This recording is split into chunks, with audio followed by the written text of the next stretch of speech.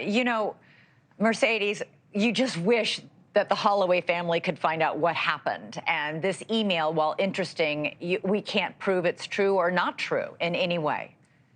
Exactly right, Elizabeth. And you honed in on what the defense will likely argue, saying he said so many other stories. Why is it that there's any veracity to this particular exchange, which, by the way, says we took care of things? What does that mean? Did you go and get fishing? There's so many other explanations. Not took care of things because Natalie Holloway disappeared 2 days prior to getting the boat and allegedly going out and taking care of things. So there's a lot of different explanations. Lots, I'm sure that the defense would certainly seize upon it.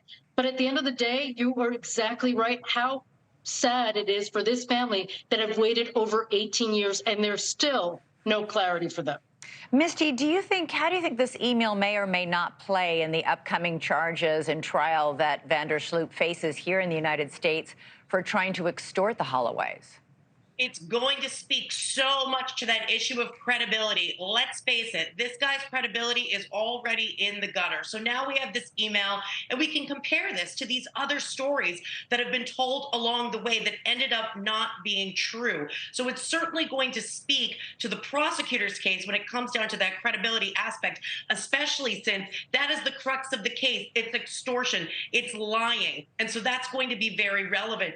But Elizabeth, to Mercedes' point, I hope that at least one thing comes of this email. There's an electronic footprint. Maybe it's a lead that can be followed. We don't know the veracity, but it's certainly more than we had before. And it's closer in time to her disappearance. And so perhaps there's a way to use this to get to more information and ultimately get some clarity on this mystifying case. You know, Misty, in this case, he's not talking to Natalie Holloway's mother or Natalie Holloway's mother's lawyer or the police. He's talking to a friend in this email.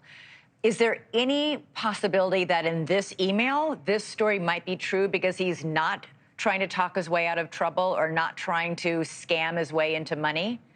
It certainly could be, because perhaps his guard is down. He's speaking to a friend. He's not engaged in a conversation that would be for his own gain, as he was when he was speaking to Natalie Holloway's family.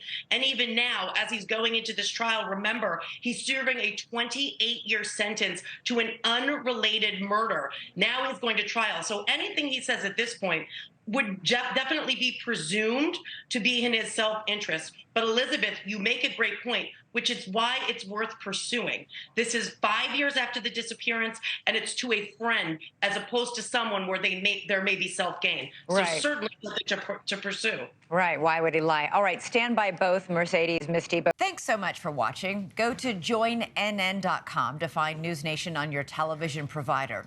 And don't forget to click the red subscribe button below to get more of NewsNation's fact-driven, unbiased coverage.